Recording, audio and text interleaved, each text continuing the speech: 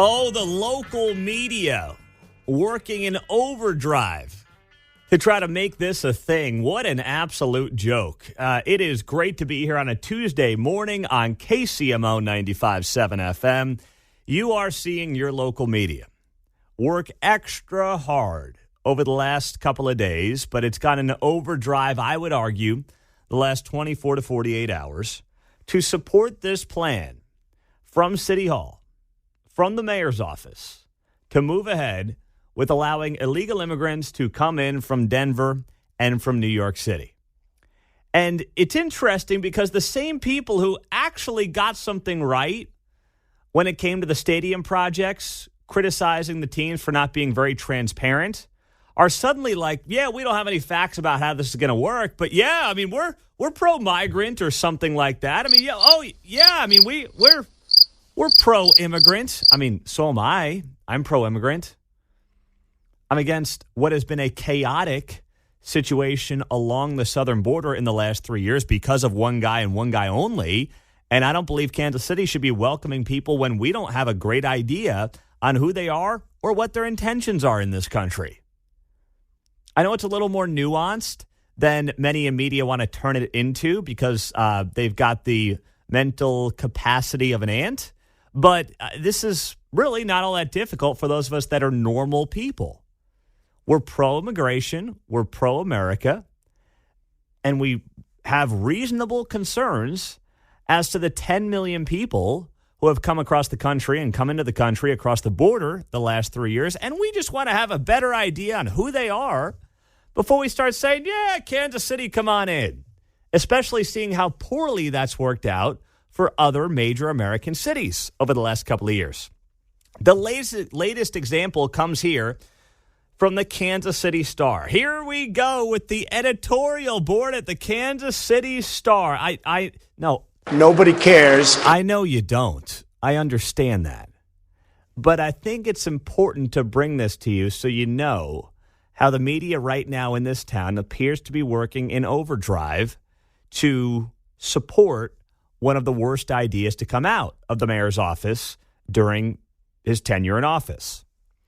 So Kansas City Star writes here, Quentin Lucas is right. Migrants already legal to work might as well lift KC's economy.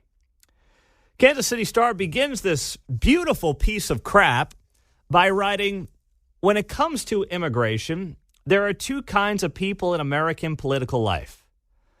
There are those who look for good faith, if imperfect, solutions to the surge of desperate people entering the United States. And there are those who see the topic as a chance to fearmonger and score political points. Stop right there. Stop right there. The disingenuous nature in which the Kansas City Star editorial board opens up this piece, as if they are the ones operating in good faith, is comical. I mean, I started reading this last night, and I almost woke up 3 kids in my house. I was laughing so hard at this bizarre way that they elected to open up this article. They completely mischaracterize what's taken place at the border over the last 3 years. I don't know what you do about it. Just a surge of desperate people. No, it's people taking advantage of our feckless federal government led by none other than Joseph R. Biden. Come on, man. That's what's going on here. That's what this is about. They completely mischaracterize what has taken place in this country, and then they accuse those that they disagree with in acting in bad faith when they're the ones looking to score the same political points they are accusing their opponents of reveling in. That's what the Kansas City Star is doing as this article begins. But then again, that's very much on brand and completely out of touch with most regular Kansas Cityans across the political spectrum, many of whom we've heard from over the last week. You know, the only people that I've really heard support this in any real capacity, it's not like, deep blue Democrats in the urban core. It's obviously not more Republican conservative leaning folks. It's really what I would call the yard sign crowd. It's the crowd who is so insistent on making sure you know how sufficiently woke they are that they feel the need to put yard signs up that say, in this house we believe no humans illegal, but not in my backyard. That's it. Those are the people who have been supportive of this, tepidly supportive, I believe, deep down, but supportive of this. You know, it's kind of like the Martha's Vineyard crowd. Ron DeSantis sent a bunch of illegal immigrants to Martha's Vineyard, and they shoot them off the, and not literally shoot them off the island. Sorry. They shoo them off the island, better word to use, within 24 hours while handing them flowers as they head out the door. You know, giving them a little goodie bag after, you know, it's like they came for a little overnight stay, and then they hit the road. Don't come back no more, no more, no more, no more. Hit the road, Jack. That's basically what they did in Martha's Vineyard.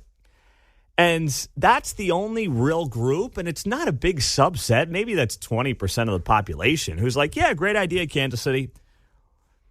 So the Star goes on the right. The newest controversy started last week when Quinton Lucas was featured in a Bloomberg story saying he was looking to attract migrants in New York shelters to come work in Kansas City. The Star adds there's plenty of work for them to do, after all. Most builders in Kansas and Missouri say they can't find enough workers. You know, I don't know about you. Have you seen, like, they just say that like it's fact. We've heard from people in that line of work, many of you who work in the trades, and we know that there is a need for work in many sectors across the country. But they don't have anything to, like, point out. You think they have, like, data that says, hey, we need X amount of workers in the building industry in Kansas City by X or Y year. You'd think they'd have, like, something to point to, but they just write it in the article like it's matter of fact. Most builders in Kansas and Missouri say they can't find enough workers. And they say that like every person who has come here legally just knows how to, like, build a home. We just, oh, yeah. I mean, he's a plumber in training. He's an electrician. This guy, I mean, he built killer homes down there in Haiti back in the day. I mean, like, we just talk about this stuff like, you know, they're all builders. I mean, talk about taking a brush and painting it broadly across a group of people. That's really what they've done here. Notice how they're not talking about, you know, we've got a lot of doctors and engineers. It's laughable. And it's so prejudiced, they don't even see it because they're the ones writing it, trying to be sufficiently woke. The Star goes on the note here. They go on to talk about how Clay and Platte counties issued that joint letter calling on Lucas to withdraw his offer of jobs and taxpayer-funded services to illegal immigrants from New York and other sanctuary cities. The Star then notes the criticism is wrong-headed for several reasons. They say here, it's clear that Lucas was talking about welcoming migrants who have work permits issued by the federal government. The permitting system itself is admittedly controversial, they write. Migrants who have applied for asylum can apply for authorization to work after 180 days in the country. Lucas, who doesn't make federal immigration policy, cannot fix this, but he can choose to make the best of it to Kansas City's benefit. And do not forget, we don't even have a number. Quinton Lucas came on the show and could not give a number. How could the Kansas City Star support an idea that literally has no details to it? I asked the mayor, don't forget, on this show last week, how many people do you think the city can take? How many do we need? What's your number? You said the number that you're looking at for these folks, you're saying 50 is the number of people you're looking at, 50. Is that right, or did I misunderstand that? I said it's more like 50 than 50,000. Oh, right? okay. I mean, well, that's a big. Oh no! But what does that mean then? 5,000. Right. I mean, you got to have a number though if you're going to run an operation like this, right? You got to have a number in mind. I think that no. What you're doing in Kansas City, there is no number. There are no plans. There are no details. The Kansas City Star spent the last few weeks destroying the Royals over their lack of planning, over their lack of details. When it came to the new stadium they wanted to build downtown, of which the people of Jackson County rejected by 16 points. We now have this plan that has no details. No idea on the cost, no idea on what the number is. We don't know anything beyond, we need workers, so, like, bring some in. That's all we've got. And now the Kansas City Star editorial board has officially put out a piece saying, you know what we need? We need people because, and nothing else. Well, what the mayor really meant, Pete, right, the legal worker things, it's not like somebody would go on to YouTube or something and say, hey, come to America, man, these empty houses, you can get right in, you can be a squatter. You can't control any of that. As soon as you say, hey, come on in. Yeah, There's no gate. No, there isn't. There isn't at all. And that's the environment that we find ourselves in. 913-408-7957. It is 6:15 as we get it rolling on a Tuesday morning. Tirade Tuesday's coming up at 8:30. And Nathan Willett next hour, 7:05. The Kansas City councilman out of the Northland. He's got an important ordinance he's introducing on this topic. He'll be here to talk about it top of next hour on KCMO. Next, something happened overnight that leaked into Prairie Village. And, it has to do with crime in this community. We'll tell you what took place next on KCMO 95.7 FM. Yeah, saw the lightning coming in from the south this morning to Corporate Woods. So those storms coming through the north side, well north of the 435 loop up into northern Platte County and moving east from there. But obviously you've got some storm action up that way this morning, as Greg Bennett just mentioned on his weather forecast. On the text line, Pete, it's amazing that you stay calm with Mayor Lucas every week. It is a true miracle. No, it's not a miracle. No, it's not. I mean, I say that as somebody who, certainly gets worked up sometimes on the things that I hear, but we're blessed to do this every single day. It is not as difficult as it may seem to stay calm when you are asking somebody a question, even if you disagree with them.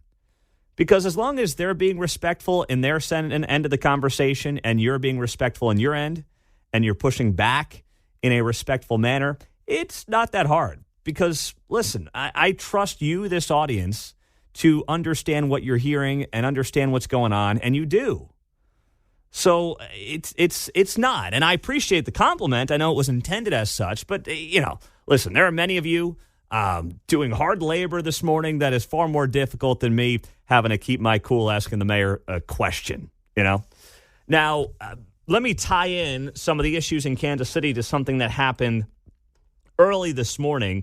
We don't have a ton of information on it just yet, but I saw this came from the folks over at the Shawnee Mission Post. What are they called now? The Johnson County Post or something? They're not the Shawnee Mission Post anymore. But anyway, one of the reporters, Mike Frizzle, had this up. One person is in custody following a car chase that crossed the state line early this morning. He shared this at 1:51 in the morning.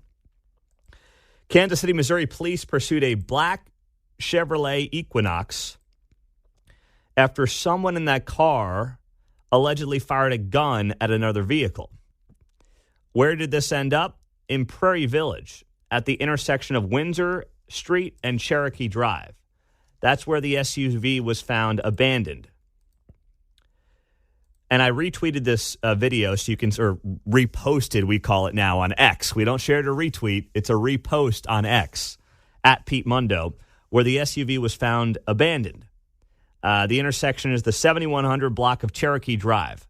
A KCPD officer with the SUV told Mike Frizzle, the reporter on the scene, they're not looking for anyone and all subjects are in custody. So this is right there, primo real estate right in the middle of Prairie Village, right off of basically Mission Road. Just due east of Mission Road and 75th Street is where this police chase ended, coming over the state line from Kansas City, Missouri. I want to rewind to 2020 here and share with you conversations we had when many of you didn't really care about the crime in Kansas City. And you said, who cares? Not in my backyard. And I said, no, we should all care. This will ultimately have impacts across the region. Criminals at some point are going to say, I'm not getting in trouble acting like a clown in Kansas City. They're going to get emboldened and they're going to make mistakes and they're going to bring their crime to places in Kansas City and elsewhere around the metro where you're not going to expect it. And now we've got police chases ending up right in front of homes in Prairie Village worth close to $1 million. That's happening. That could have been you right there in Prairie Village. Primo Real Estate. You live in Prairie freaking Village. As folks there call it, Perfect Village. Not all of you, I know, just some of you. Call it Perfect Village. And you've got, some type of criminal firing guns at cars and then running into Prairie Village in that vehicle, putting people at risk. I know it's early in the morning, but still putting people at risk because these criminals are running rampant all over Kansas City, and you're just, a hop, skip, and a jump away. This is the inevitable outcome of a lawless city. And that's what you're seeing right now under the leadership of Gene Peters Baker. You have a city that is down hundreds of cops, that is, trying. I will give the city credit. Their new budget includes pay increases for cops. I appreciate that. I think we all should appreciate that. They are putting their money where their mouth is when it comes to raises. That's a very good thing. But there are still problems because there are people who want to be cops who say, can I trust this town and this county and this prosecutor's office to help me do my job? Policing is only one part of the criminal justice system. They arrest people. After that, it's mostly out of their hands. If you genuinely want to be a cop right now and you want to do it the right way and you want to get rid of bad guys and you want to see them get off the streets, Kansas City, Missouri is the toughest place to do it in the region by far. You have the most crime and you have the worst prosecutor. So I admire anybody who gets into this line of work right now, but I admit, it's not for the faint of heart. You're going to deal with a lot of nonsense. And you're not going to have a prosecutor's office that has your back. Now, hopefully you will next year, since the prosecutor's race is set to take place in November, and we know that Gene Peters Baker is not going to do the job anymore. Thank goodness for that. But it still is a difficult setting to have in Kansas City, Missouri proper. And if you're waking up this morning in Prairie Village and Overland Park, anywhere around the metro, and you're saying, well, geez, that's why I live here. Well, I know many of us can say that, but trust me, this stuff does have regional consequences. And while last night was fairly harmless in terms of what took place with this police chase ending in Prairie Village, what if that was the middle of the day? What if your kids, are playing out in the driveway, out in the street, like mine do? Not in Prairie Village, but what if, that could be anywhere? To think you're immune from it is burying your head in the sand, is not living in reality. And for too many people, they're not right now. We've all got to wake up to what's going on, literally and figuratively. 913-408-7957 as we roll till 6:30 here on KCMO Talk Radio. On this very front and on this issue, what is the message, what was the message from Harris Faulkner, our good friend at Fox News? She had a message for the mayor of Kansas City here, Quinton Lucas, yesterday. And I want to share that with you next on KCMO 95.7 FM and stream us on the KCMO Talk Radio app. It was always going to be a great day when our good friend Harris Faulkner at Fox News agreed to join the show yesterday morning. And she did that because she was celebrating, and they were celebrating 10 years of Outnumbered on Fox News. And she told some great stories about, the show, the history of the show, and how they got to where they are today. But at the end of our conversation, I had to ask her, she's right there in New York City, how the illegal immigrant crisis has impacted her town. She's there every day, obviously, working at the Fox News headquarters, where, I used to spend some time on the freelance level and, was there on a fairly regular basis right in Midtown Manhattan. Obviously left there in 2018, came out here, and never looked back. It was okay then, but it's gone to hell in a handbasket as far as I can tell and everybody that I've talked to. So as our mayor says here in Kansas City, yeah, sure, we'll help decompress, his words, the situation in New York City and Denver and welcome folks here. But we're going to get only the best, right? We're going to get the workers. The bums can stay in New York. The workers can come out to Kansas City, as if that's how it actually is going to work. I say that very much sarcastically and tongue-in-cheek. But here was the message from Harris Faulkner to Mayor Lucas when I asked her about what's going on there in New York yesterday. And so Kansas City is about to feel the burden of what it's like to support people who may or may not ever apply for asylum, who may or may not ever get a court date, who may or may not even have any interest in loving this nation. They come, many of them, illegally. So the first thing I would say to your mayor is make sure you're vetting these people enough to know who's in your communities, something that the federal government can't even really do effectively right now because there are too many of them. Yeah. And the second thing I would say to him is make sure that they actually came through a checkpoint so that that vetting process is real. Because if they're gotaways or here illegally, you're going to have problems on your street. That's what New York is seeing. And that's where the regret has come from Eric Adams. Oh, let's get these people to vote. Let's give them credit cards. Wait, you sent 100,000? No one sent them. They want to come here because stuff is free. And now, I mean, our crime has gone up in certain categories. These are physical crimes, muggings and stabbings. And you saw that the governor of New York is saying, you know, we can't handle all of this. She sent 1,000 National Guard and state police into the subway system to make that area safer. Now, is that all illegal? No. Those are not all illegal border crossers. But the effect is many of them are sleeping down there.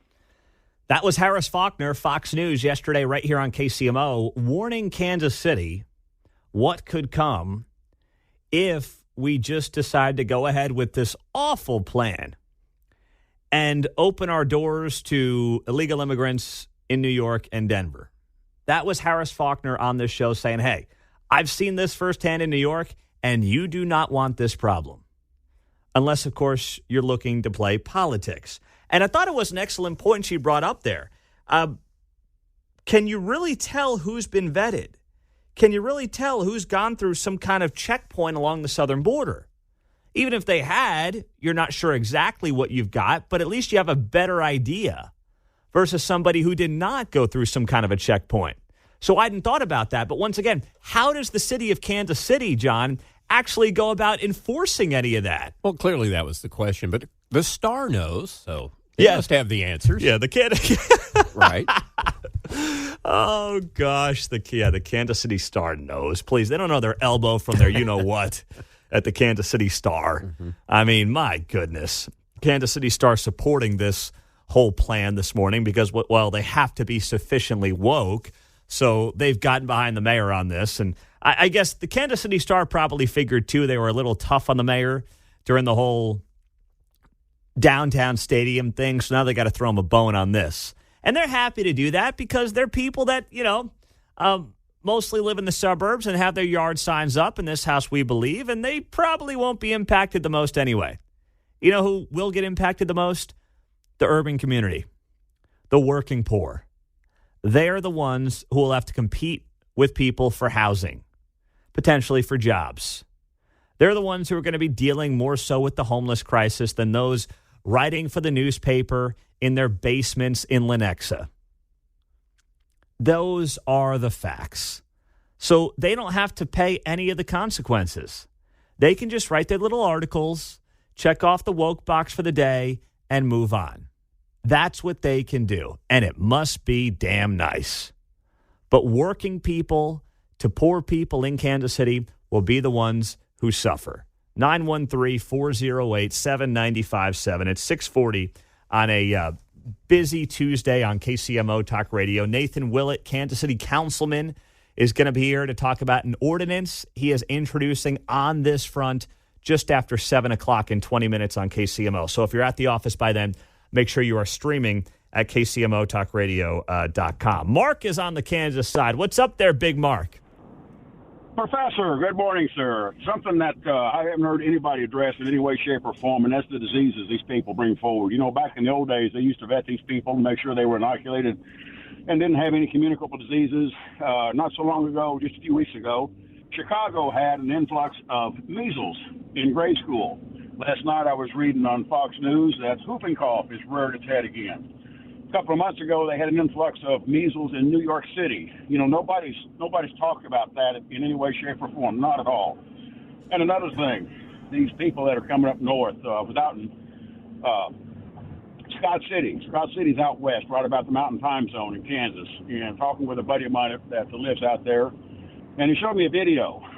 4 Ford vans come up from Amarillo, New York plates, and they stopped in Hugoton. Hugoton's got a large, I think they got a helium plant there. And they stopped and got out of the vehicle, and all of them went up to the ATM machine with a card and withdrew money, and only one of them could speak English, and they were from Venezuela. These folks are here, and they have been shipping them into Amarillo. They fly them into Amarillo, then they move them up north. Oh, and by the way, the vans that they were in, New York license plates. Wow. Chew on that. Chew on that, baby. Yeah. Well, thank you very much there, Mark. Chew on that, baby. I like that's a good sign off there, Mark. You got to use that one, all right? If you call back, I don't know if we've talked before, Mark, but you just say chew on that, baby, and you hang up that phone. That's a good way to end the call. Adios. All right. That works too. Adios. I can speak a little Spanish. I got my adios in me. There you go. Listen, he talks about Chicago. He's right. This is just from a few weeks ago. There was a massive measles outbreak, and this is from the Associated Press. The cluster within the city-run shelter highlighted Chicago's multi-layer struggle through the response and the arrival of nearly 37,000 migrants since 2022. That is in an article from the Associated Press from March 13th of 24. You know, I mean, it's just one of the many issues that you find yourself dealing with when you're a federal government, a state government, or a city government, and you've got to deal with a White House that has been totally derelict of its duty in protecting American borders. That's what this comes down to. And you can be, as I am and as I consider myself, rah-rah America, pro-immigration. We want people to come here who are going to love America and be a part of the American culture and the American fabric. And I want to welcome our country to all those folks. I do. But what we've got going on right now is not an orderly way to conduct any kind of immigration in this country. It's not. And the fact that Kansas City is now waving its hand, saying, we'll help pay the price here. Why? No. And Harris Faulkner pointed that out. Now, Harris Faulkner, in case you missed it yesterday, as she celebrates 10 years of Outnumbered, also did invite us to be a part of her show at some point. I don't know when, but this year. Here was the invite from Harris Faulkner in case you missed it. So you know what? We've yet to get you in the middle. And it is my fresh decade dream. So you got to come. We will fly you in. We'll put you in that middle seat. And it'll be a workout. Terry Bradshaw said it made him sweat. Wow. He was one of our early guests. I know. He was like, oh, my gosh. Well, I am honored by the invite. So you just tell me when, and that would be outstanding. Talk about it. Now let's do it. Well, here's the thing. This is great, Harris, because we just had our third daughter last month. So now I'm outnumbered 4-1 every day anyway in my life. So this feels like a natural progression. This is your life. Outnumbered is your life. Literally. I just love it. Congrats again. I mean, I've known you long enough that you've become a dad 3 times. It's true. We are friends. It's true. So I'm outnumbered at home, and this will make all the sense in the world. So I appreciate that, and you tell us when, and we'll make that work. That would be outstanding. We will make it work. That was a very nice invite from Harris Faulkner yesterday, and Mark's trying to jump on with me so we can go to the green room and eat the free snacks. He's already been thinking about that. Mark's been asking me about the free snacks in the Fox News green room since the conversation ended. Right when she said it, my ears perked up. Well, we appreciate that offer from Harris, and whenever she wants to make it work, we will make it work here on KCMO. That's right. Dan Bongino rocking every day noon here on KCMO Talk Radio. So this is outstanding satire. We're living in these insane times where you have anti-Semites rampant on some of the most prominent college campuses across the country right now. Finally, they're starting to arrest people over the last 24 hours at places like Columbia and Yale. And this was on social media yesterday. It's absolutely perfect. Perfect. It's an AI-generated news anchor reporting on if Moses versus Pharaoh was being reported on in 2024. So basically, you go back to the book of Exodus, and here's the modern-day media covering much of the book of Exodus as if they were doing it today, just like they're covering the story on college campuses and how they're covering the Israel and Hamas situation right now. Let's roll it. Turning now to the Middle East. The cycle of violence between Egypt and the Israelites continues. Following 8 previous plagues that destroyed Egypt's infrastructure and caused a devastating humanitarian crisis, hardline Israelite leader Moses has now launched a new offensive, codenamed Plague of Darkness. The Egyptian Health Ministry reports that under cover of darkness, Israelites are annihilating tens of thousands of Egyptians. World leaders, fearing regional conflict, held an emergency session to condemn Moses for warmongering and collective punishment and demanded an immediate ceasefire. Moses said the plagues were in response to, quote, the mass incarceration of Jews in slave labor camps and Egypt's policy of murdering hundreds of Jewish children daily. Human rights organizations were unable to verify these accusations, though they issued a statement condemning the Israelites for war crimes. Students for Justice in Egypt defended what they called legitimate resistance, the only means to fight the Jews' superior weaponry supplied by the superpower God. Pharaoh, Egypt's supreme leader, said, "We are freedom fighters who just want to live plague-free. The Israelites are committing genocide. They should remain enslaved for the good of the world." Oh, thank goodness CNN wasn't around back then. That's how they be reporting on this dopey thing. Fake news. I mean, that is perfect. That is absolutely. on. Isn't that just spot on? I mean, jeez. When you look through that and you listen back to that, it's just Moses, hardline Israelite leader, has launched a new counteroffensive codenamed Plague of Darkness. The Egyptian Health Ministry, that's like the Hamas Health Ministry right now, where everyone's taking Hamas at its word, right, with 34,000 people, the number that they say has been killed by Israel since their counterattacks in the wake of October 7th. We all just take them at their word. It's amazing how we listen to Hamas as if they're our own federal government. It's truly stunning stuff. But that's exactly how MSNBC and CNN would be reporting on this if it was happening, today. I'll repost that on X right now, at Pete Mundo. I'll just share it there because that's something that is worth your time to share with any friends and family, because that's exactly what we're living through today, exactly how it's being framed. And then you wonder why this chaos is breaking out on these college campuses. And it's about time some prominent people start standing up, and that's what you're seeing. You're seeing Robert Kraft, the owner of the New England Patriots, pulling his support for Columbia amid the anti-Semitic violence that has taken place there. Robert Kraft made it his mission to, quote, stand up to Jewish hate in the wake of October 7th. And Kraft announced this week that he will pull his support for Columbia University amid the anti-Semitic violence taking place right now at the Ivy League school. He released a statement yesterday through his philanthropic organization, Foundation to Combat Anti-Semitism. The only way these colleges are going to listen to anything is if you hit them in the wallet, because that's all they care about.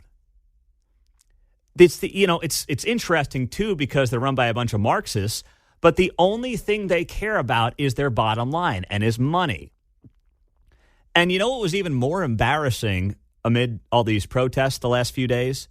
Yesterday at Columbia, the faculty walked out in solidarity with these students. If Columbia had any backbone, if the university president, who is clearly just a shill for the movement, had any backbone, they would fire the faculty today. Listen, the kids don't learn anything anyway anymore. I mean, no longer are the Ivy Leagues getting our best. They're getting the most radical. They're getting those that check off certain boxes.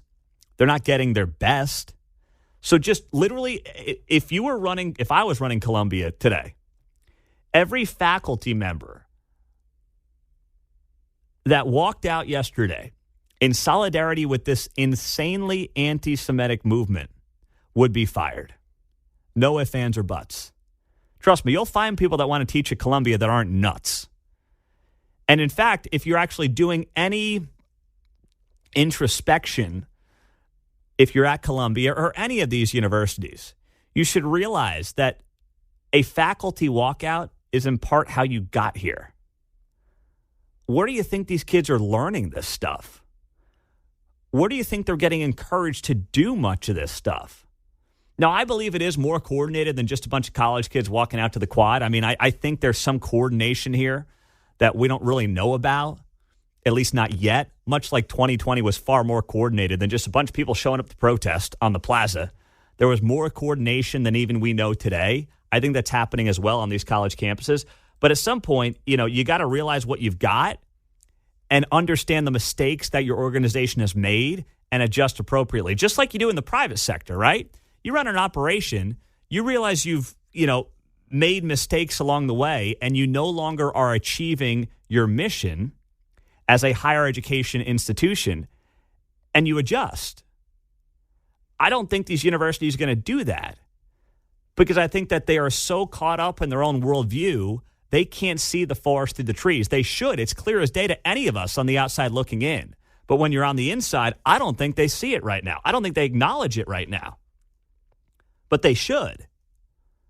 And it's not difficult to see if you want to actually look at this honestly and analyze it honestly. But it's not obvious to me any of the people in charge right now want to do that. And the only way to get them to do that is to have the big donors stand up and say enough's enough. And if that has to start with a guy like Robert Kraft, owner of the Patriots, well, God bless him. That's a good place to start. Coming up, KCTV5 had this story on preppers. Once I saw the story, I understood what preppers were, but I had to get a feel for it first and watch the story. And apparently it's becoming a thing. We'll explain it next on KCMO. Well, I suppose if you are a self-identified prepper, then the glory days will have passed you by. And for many, I guess that's going on right now to some degree. I'm not here to judge either way. I'm just here to find out more about it from you because KCTV5 had this as their lead story on their homepage last night, which somewhat surprised me. So more Americans, they write here, are identifying as preppers. And they're not just disaster-obsessed people. I'll play some of the package for you here from KCTV5 and also open it up to you at 913-408-7957. By the way, Tirade Tuesday is coming up in a half hour. Here we go. The prepper story that led on KCTV5 last night. The dictionary defines a prepper as someone who gathers materials and makes plans in preparation for surviving a major disaster. My name's Corey Hubbard. I'm co-owner of DEF CON Underground. Corey and his Kansas City-based team have been building underground survival bunkers for the past 7 years. A lot of people just have this feeling things are getting worse and eventually something's going to happen. The DEF CON 5 is the company's most basic unit. So you'd be almost 30 feet deep. Made of steel, it has air and water filtration, a sink, stove, toilet, beds, and storage. A family of 3 can survive inside for up to 60 days. Corey says inquiries skyrocketed in 2022 when Russia invaded Ukraine. Anytime Putin comes out and talks about a nuclear weapon or tries to, saber rattle or anything like that, we get an uptick. The emails and calls have leveled off since, but Corey says those who are serious about buying, you would never know they were preppers. These are just ordinary people. Researchers found since 2017, the number of preppers in America has doubled to 20 million, and up to a quarter of them are people of color, many citing war, COVID-19, inflation, and political discourse as reasons to stock their homes with essentials like food, water, and other life-saving supplies. All right, that from KCTV5. You a prepper there, Mark Van Sickle? Would you consider yourself one? No. We kind of just prep for diapers and wipes right now. We just kind of stock those in the basement. I don't have time to think about the world ending because, I've got a newborn and 3 kids right now. So, literally, I'm taking it one day at a time in a way that I never have in my life. So, I can't think beyond this afternoon. I literally cannot get myself to do it right now. And it sounds like you're maybe in the same boat. Yeah, we're very similar at this point in life, I feel like. Okay, yeah. I mean, I wish my older 2 were your girls' age because 5, 3 next month, I mean, they are just, whoo, boy. A lot of hair pulling going on right now, seeking attention with the newborn around. I'll just leave it at that. But anyway, I'm not here to judge either way. It's just something that what we've got in the basement, we've got a little tornado kit is what I would call it down there. Food, water, things like that, just in case, God forbid, something were to happen. Well, we could probably get ourselves for a period of time. But am I buying or having built 8x20 bunkers to put underneath the house from this company, DEFCON Bunkers? No, I'm not doing that. And by the way, they start at $100,000. I was curious on the price point on these things, and they're a cool $100,000. I'm not trying to turn this into a segment that's an advertisement for the company, but they were featured on KCTV5. So I'm like, all right, let me just go see what the cost is on these bad boys. And at first I'm like, wow, that's a lot of money. But then I was like, no, actually it's not that bad considering a decent new pickup truck is like $70,000. So suddenly $100,000 for an underground bunker doesn't seem that bad. Peanut butter sold separately. Yeah, that's right. Thank you. So here's part 2 of the Preppers package, 913-408-7957, where KCTV5 actually talked to a couple of different folks. Preppers in the U.S. spend billions every year stockpiling everything from toilet paper to protective gear. Those we interviewed tell us being a prepper doesn't define them, and they believe there are more of them than what the data shows. My name is George Holt. I'm co-owner of Riverside Survival. George has been prepping for 12 years. He doesn't own a bunker, but his survival store north of the river has supplies you wouldn't find in most places, including dehydrated food that can last up to 25 years. It's almost like having insurance. The father of 2 lives by the tagline, if you stay ready, you don't have to get ready. It's self-reliance. Just having the extra, so when it's needed, you don't have to run out for it and in an emergency or in a panic to get it when everybody else is panicking. For 25-year-old William Gay, prepping is preparation. But it's an understanding of how things work. The accountant by day grew up scouting and camping. Being prepared was instilled in him. I have the tools to do things that I anticipate should happen, might happen, could happen, and how to fix those things. My name is Dawn Acosta. Dawn Acosta says the pandemic and the 2020 protests were a turning point for her. Seeing things I've never seen happen in my life, empty shelves, riots come to my city. The 65-year-old retiree started prepping because she doesn't trust the future to be anything like the past. She says sustaining a strong community is most important. Get people around you that have diverse skills, that can help you, and, don't be afraid to stock up on things. Back at DEFCON Underground, Corey believes bunkers could become more commonplace as a larger number of Americans start to embrace the prepper attitude. I think you're going to start to see them incorporated into newer construction homes. People just want to be a little more prepared than they were. Zach Summers, KCTV5 News. There is not a chance new homes are going to include bunkers. There's just not a chance. I mean, literally a new home right now, because of the cost of everything, is at minimum $500,000.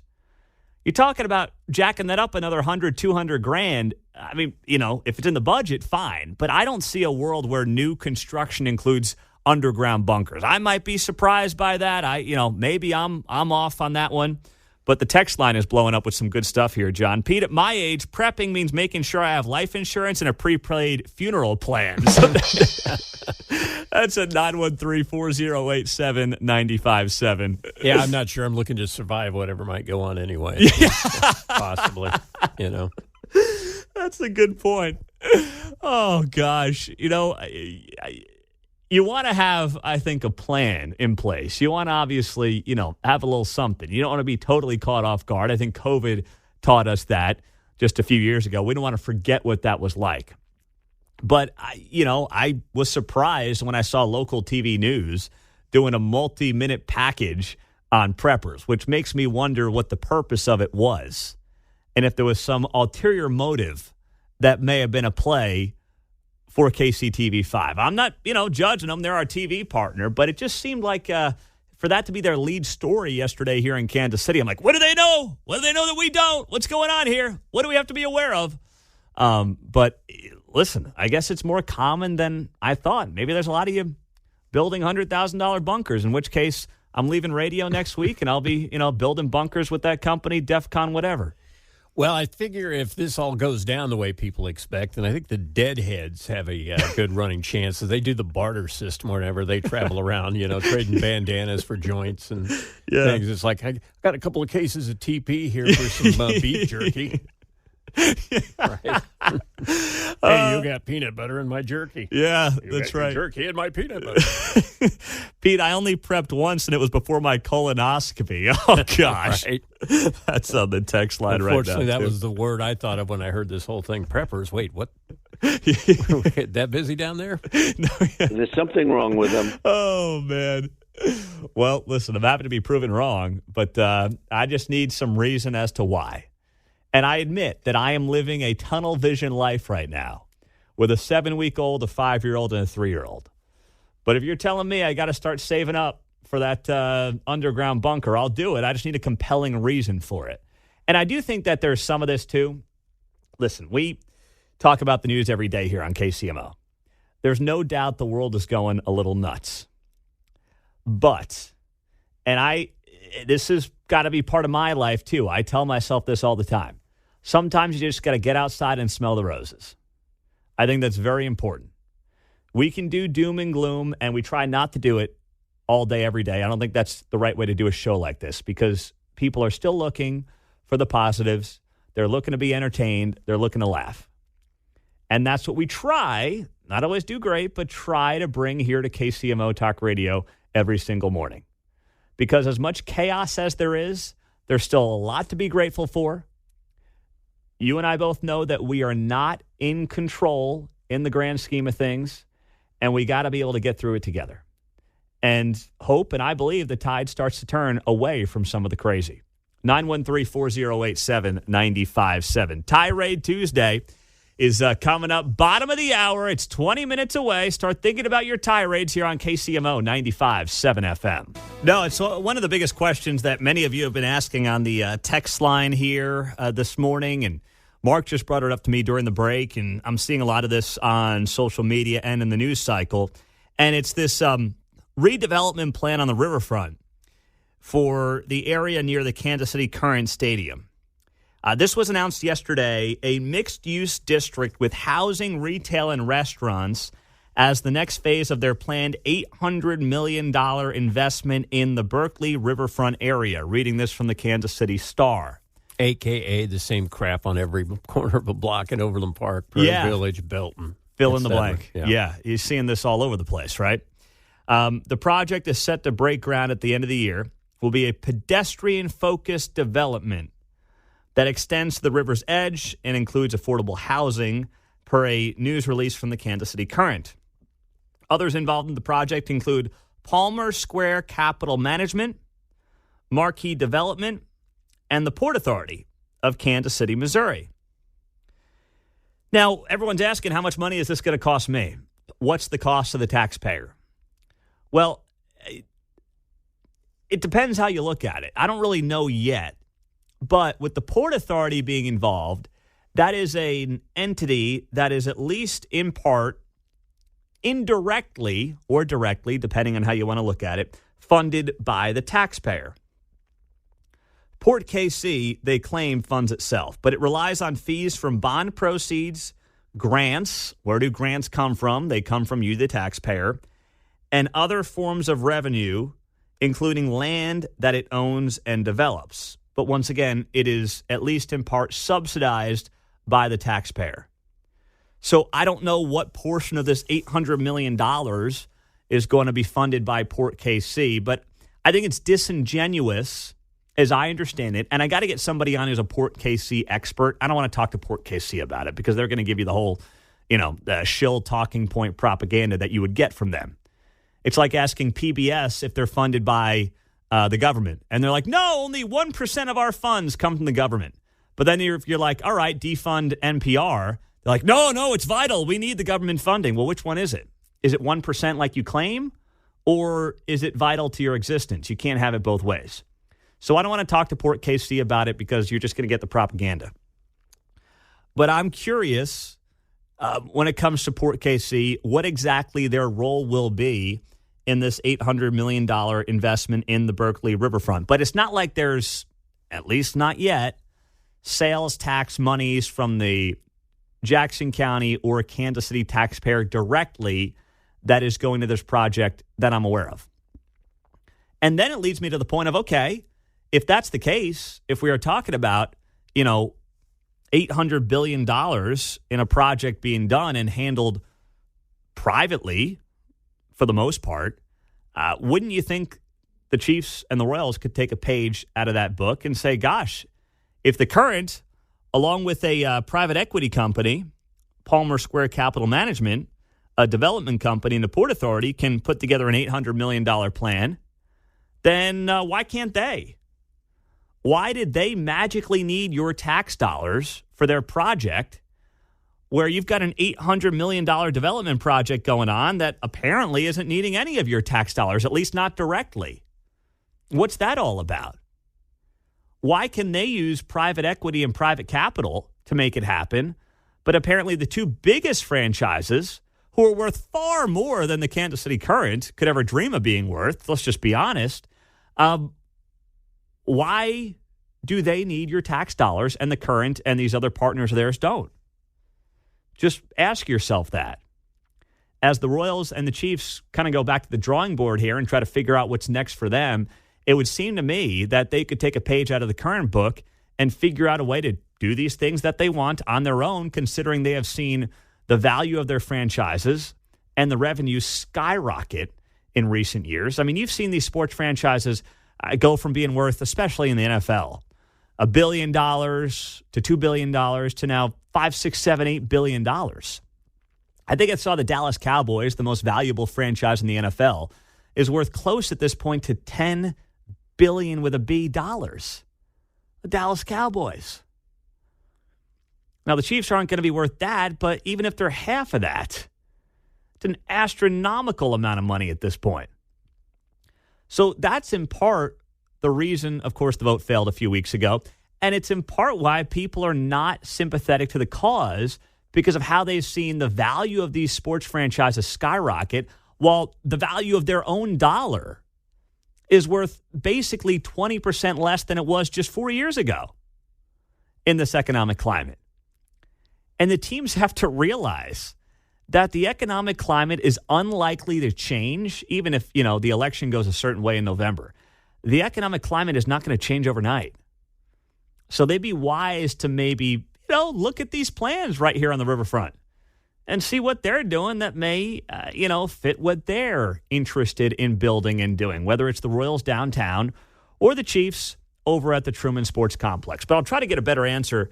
But this came down last night that they're looking at this $800 million investment. And John's right. It's going to look like basically parts of downtown Overland Park just with a little river in front of you. I mean, that's going to be the only real difference, anything of substance. Get some flood insurance. Yeah, exactly. Coming up, it is one of our favorite segments of the week. We've set it aside for you every single week, and that is Tirade Tuesday. Whatever's on your mind before you get to the office. 913-408-7957. The phones are open for Tirade Tuesday. Next, get in line. Let's make it a good one on KCMO 95.7.